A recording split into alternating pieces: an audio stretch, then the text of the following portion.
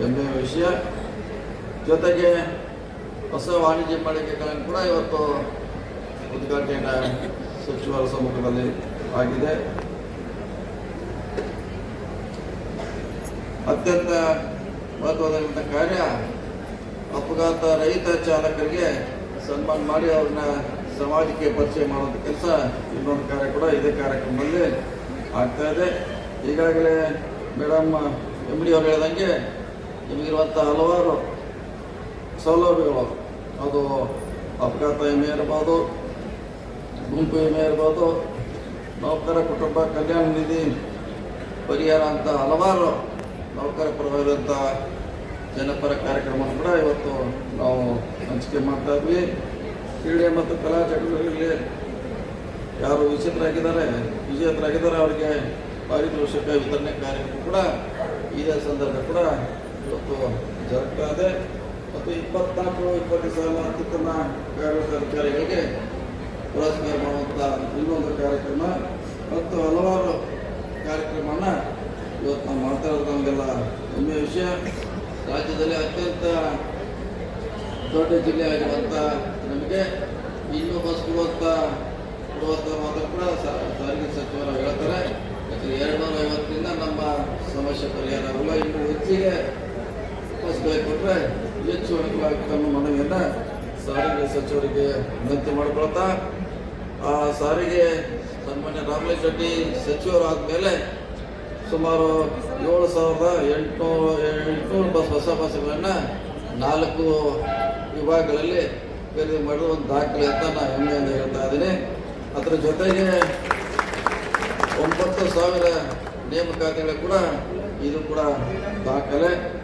ಇವತ್ತು 1,000 ಜನ ಕೂಡ ಹಣಕಾಪಾದ ಮೇಲೆ ನಾವು ಇವತ್ತೇ ಅದೊಂದು ನಮ್ಮ ಸರ್ಕಾರದ ಸಾಧನೆ, ವಿಶೇಷವಾಗಿ ರಾಮಲಿಂಗ ರೆಡ್ಡಿ ಸರ್ಕಾರದ ಸಾಧನೆ 1900ರಿಂದ ಕಾರಣ ಆಗಿದೆ. ಇವತ್ತು ಮಹಿಳೆಯ ವ್ಯಾಪಾರ ಜಾಸ್ತಿ ಆಗಿರ್ಬೋದು, ಆರ್ಥಿಕ ಕ್ಷಮತೆ ಜಾಸ್ತಿ ಆಗಿರ್ಬೋದು. ಅದಕ್ಕೆ ಮುಖ್ಯ ಕಾರಣ ಶಕ್ತಿ. ಆ ಶಕ್ತಿಯನ್ನು ಯಶಸ್ವಿ ಮಾಡಿದಂತ ತಮ್ಮೆಲ್ಲರಿಗೂ ಕೂಡ ಇನ್ನೊಮ್ಮೆ ಅಭಿನಂದಿಸಿ, ಇವತ್ತು ಏನು 200 ಬಸ್ಗಳನ್ನು ನಾವಿವತ್ತು ನಮ್ಮ ಡಿಪೋದಲ್ಲಿ ನಾವು ಲೋಕಾರ್ಪಣೆ ಮಾಡಿದ್ವಿ. ನಾನು ರಾಮಲಿಂಗ ರೆಡ್ಡಿ ಸಾಹೇಬರಿಗೆ ಹೇಳಲಿಕ್ಕೆ ಬಯಸ್ತೇನೆ, ನನ್ನ ಕ್ಷೇತ್ರ ಬೆಳಗಾವಿ ಸುತ್ತಮುತ್ತ ಇರುವಂತ ಬೆಳಗಾವಿ ಗ್ರಾಮೀಣ ಕ್ಷೇತ್ರ. ನಿಮ್ಮ DC ಅವರಿಗೆ, ನಮ್ಮ MD ಅವರಿಗೆ ಬಹಳಷ್ಟು ಹಿಂಸೆಯನ್ನ ಕೊಡ್ತೀನಿ. ಯಾಕಂದ್ರೆ ನನ್ನ ಕ್ಷೇತ್ರ ಬೆಳಗಾವಿ ಸುತ್ತಮುತ್ತ ಇರುವಂತ ಕ್ಷೇತ್ರ ಇದ್ರೂ ಕೂಡ ಅತ್ಯಂತ ಹಿಂದುಳಿದಂತ ಕ್ಷೇತ್ರ. ಈ ಕ್ಷೇತ್ರವನ್ನ ಮುಂದೆ ತೆಗೆದುಕೊಂಡು ಹೋಗಬೇಕು ಅಂತ ಪ್ರಾಮಾಣಿಕವಾದಂತ ಪ್ರಯತ್ನ ಮಾಡ್ತಾ ಇದ್ದೇನೆ. ಸರ್, ನನ್ನ ಕ್ಷೇತ್ರದಲ್ಲಿ ಕಾರ್ ಇಟ್ಕೊಂಡಂತ ಜನ ಇಲ್ಲ. ಎಲ್ಲರೂ ಕೂಡ ಗೌಂಡಿ ಇದ್ದಾರೆ, ಮೇಸ್ತ್ರಿ ಇದ್ದಾರೆ, ಫಿಟ್ಟಿಂಗ್ ಮಾಡೋರು ಇದ್ದಾರೆ, ಟೈಲ್ಸ್ ಫಿಟ್ಟರ್ಸ್ ಇದ್ದಾರೆ, ಪೇಂಟರ್ಸ್ ಇದ್ದಾರೆ. ಇಂಥ ಒಂದು ಕ್ಷೇತ್ರ ನಮ್ಮದು. ನಮ್ಮಲ್ಲಿ 5 ಎಕರೆ ಜಮೀನ್ದಾರು, ನನ್ನ ಕ್ಷೇತ್ರದಲ್ಲಿ 5 ಎಕರೆ ಜಮೀನ್ದಾರು ಅಂತಂದ್ರೆ ಅತ್ಯಂತ ದೊಡ್ಡ ಶ್ರೀಮಂತರು. ನಮ್ಮಲ್ಲಿ 5 ಗುಂಟೆ ಜಮೀನದಲ್ಲಿ 2 ಪೀಕನ್ನ ತೆಗೆದು ಜೀವನ ಮಾಡುವಂತ ಅತ್ಯಂತ ಕಡುಬಡವರು ಇರುವಂತ ನಮ್ಮ ಕ್ಷೇತ್ರದಲ್ಲಿ ನಿಜವಾಗ್ಲೂ ನಿಮ್ಮ ಸಾರಿಗೆ ಬಸ್ಗಳು ಪ್ರಾಮಾಣಿಕವಾಗಿ ಅವರನ್ನ ಆರ್ಥಿಕ ಸಬಲೀಕರಣ ಮಾಡಲಿಕ್ಕೆ ಅನುಕೂಲ ಆಗ್ತಾ ಇದ್ದಾರೆ. ಸರ್, ನನ್ನ ಕ್ಷೇತ್ರದಲ್ಲಿ ನಿಮಗೆ ಹೇಳಲಿಕ್ಕೆ ಬಯಸ್ತೇನೆ, ಕೆಟ್ಟು ನಿಲ್ಲುವಂತ ಬಸ್ಗಳನ್ನ, ಸೋರುವಂತ ಬಸ್ಗಳನ್ನ ಯಾವುದಾದ್ರೂ ಕ್ಷೇತ್ರಕ್ಕೆ ಹಾಕಿದ್ರೆ ಅದು ನನ್ನ ಕ್ಷೇತ್ರ. ಅನ್ಯಾಯ ಆಗ್ತಾ ಇದೆ ಸರ್. ತಮ್ಮ ಎದುರುಗಡೆ ಹೇಳ್ತಾ ಇದ್ದೀನಿ, ನನ್ನ ಕ್ಷೇತ್ರಕ್ಕೆ ಬೇರೆಯಲ್ಲಿ ಎಲ್ಲ ಕಡೆ ಒಳ್ಳೆದಾಗಲಿ. ಯಾಕಂದ್ರೆ ಬರೀ ನನ್ನ ಕ್ಷೇತ್ರ ಅಂತ ಹೇಳಿಕ್ಕೆ ಹೋಗೋದಲ್ಲ, ಸಂಪೂರ್ಣ ಕರ್ನಾಟಕ ರಾಜ್ಯದ ಅಭಿವೃದ್ಧಿ ದೃಷ್ಟಿಯಲ್ಲಿ ಇಟ್ಕೊಳ್ತೇವೆ. ಅದರ ಜೊತೆಯಲ್ಲಿ ನನ್ನ ಕ್ಷೇತ್ರಕ್ಕೂ ಕೂಡ ಅನ್ಯಾಯ ಆಗಬಾರದು ಅನ್ನುವಂತ ಮಾತನ್ನ ತಮಗೆ ಹೇಳ್ತಾ, ಈ ಒಂದು ಬಸ್ಗಳನ್ನ ಅಧ್ಯಕ್ಷರು, ಉಪಾಧ್ಯಕ್ಷರು, ಮಂತ್ರಿಗಳು, MD ಅವರು ನಮ್ಮ ಕ್ಷೇತ್ರಕ್ಕೂ ಕೂಡ ಒಳ್ಳೆ ಬಸ್ಗಳನ್ನ ಕೊಡಿ. ಆ ಜನರಿಗೂ ಕೂಡ ಆ ಬಸ್ನಲ್ಲಿ ಓಡಾಡುವಂತ ಒಂದು ಹಕ್ಕು ಇದೆ ಅನ್ನುವಂತ ಮಾತನ್ನ ಹೇಳಿ, ಕಾರ್ಯಕ್ರಮ ಯಶಸ್ವಿ ಮಾಡಿದಂತ ಎಲ್ಲ ಸಿಬ್ಬಂದಿಗಳಿಗೆ ನಾನು ಅಭಿನಂದಿಸಿ, ವಿಶೇಷವಾಗಿ ರಾಮಲಿಂಗ ರೆಡ್ಡಿ ಸಾಹೇಬರಿಗೆ ಅಭಿನಂದಿಸಿ ನನ್ನ ಮಾತುಗಳನ್ನು ಮುಗಿಸ್ತೀನಿ. ಜೈ ಹಿಂದ್, ಜೈ ಕರ್ನಾಟಕ. ಅನೇಕ ಕಾರ್ಯಕ್ರಮಗಳನ್ನು ನಮ್ಮ ಬರಗೌಡರು, ಸುನೀಲ್ ಅವರು ಹಮ್ಮಿಕೊಂಡಿದ್ದಾರೆ.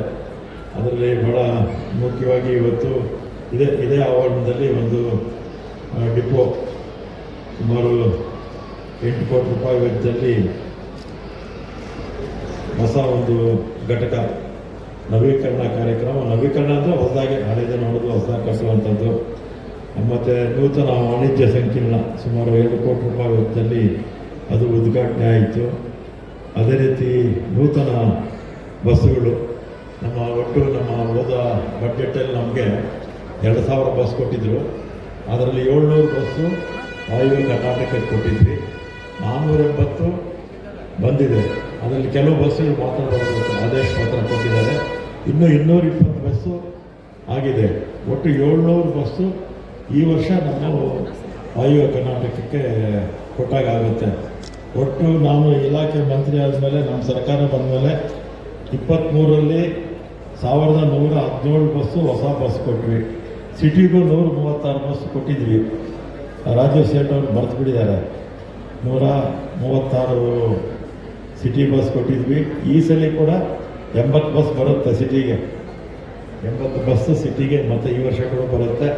ಮತ್ತು ಎಲೆಕ್ಟ್ರಿಕ್ ಕಿತ್ತೂರು ಚೆನ್ನಮ್ಮ ಅವರ ಹೆಸರಿಡಬೇಕು ಅಂತ ಒಂದು ಪ್ರಪೋಸಲ್ ಆಗಲೇ